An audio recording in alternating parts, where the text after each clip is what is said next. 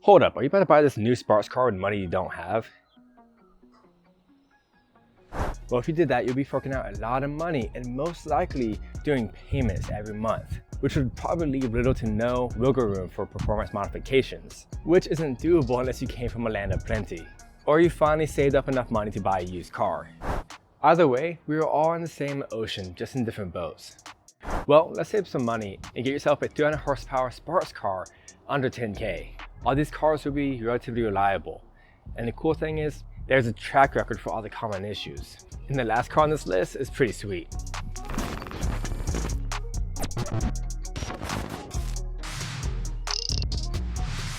Basically the same as the Holden Monero, the Pontiac GTO made its debut in 2004. When most folks think of Pontiac, we think of crap. But well-rounded car enthusiasts understand that Pontiac made some awesome cars. The GTO's goal, maybe not official goal, was to put the largest engine that they had into the smallest chassis that they had, and bringing back the new GTO from the land down under. The GTO has a 350 horsepower 5.7 liter LS motor with a 5.3 second 0 to 60 until 2006, when it was replaced with a quicker motor, the 6.0 with 400 horsepower. You got a beast of a Corvette engine and a chic looking exterior with an optional Tremec 6-speed manual and independent rear suspension. This is a sleeper to the average person.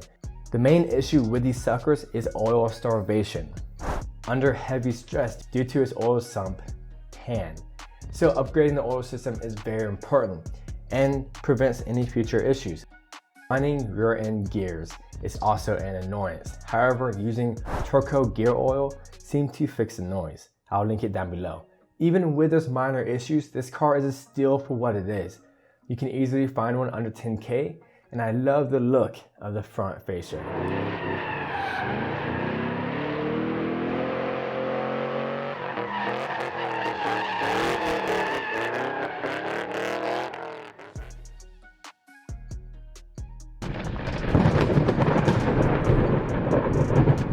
Can you hear that thunder?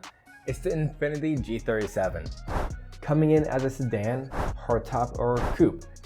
The coupe is the way to go unless you're hauling around friends or you have little ones in the back.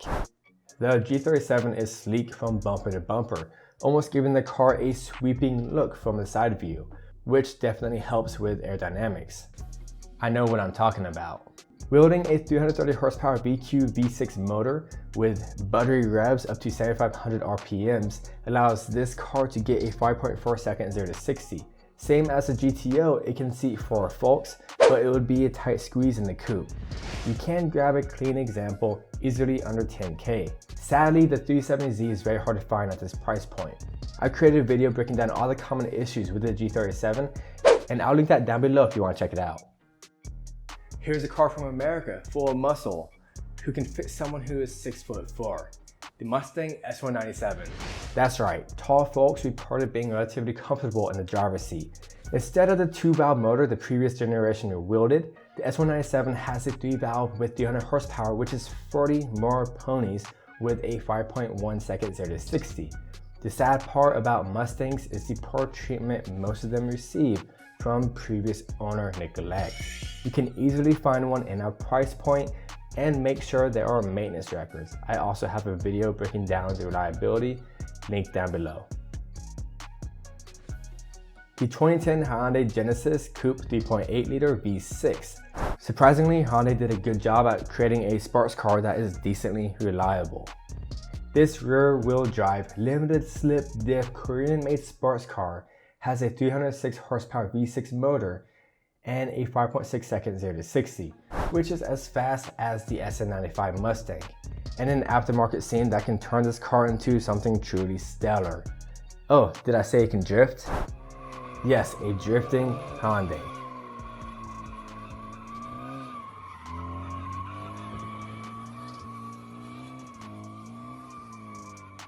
Here's one with a manual trans within our price point. The sunroof typically leaks due to a clogged drain hole, so that's an easy fix with a simple YouTube search. and a second gear lockout seems to be an issue when you're banging through gears, and there have been reports of Synchromesh fixing that. Overall, it's a reliable little car. And we are back to something American, and that's the C4 Corvette. After 1992, when it received the LT1 motor with 300 horsepower, the Corvette was then updated in 1996 with an LT4 motor equipped in the manual cars that had 330 horsepower with a 5.1 second 0 to 60, which is the most desired C4. It is an older car, so expect small things to break, but that's all part of the fun. In my opinion, I personally love working on cars. This is probably the best way to get into a Vet all while on a 10K budget. They are probably the cheapest that they will get, in my opinion. Here's one with 120,000 miles on a 10K. I also have a reliability video on the Vet, linked down below. Cars glow and we plunder. Should we go on and take cover? No, we are car enthusiasts. What is your favorite car on this list? And if you haven't noticed, there are 2 Easter eggs throughout this video. Comment down below what you think they are. If you want to spend half the money on an off-road rig, check out this video. This is Chris AutoMotivate. Always appreciate and respect one another. I'll see you next time.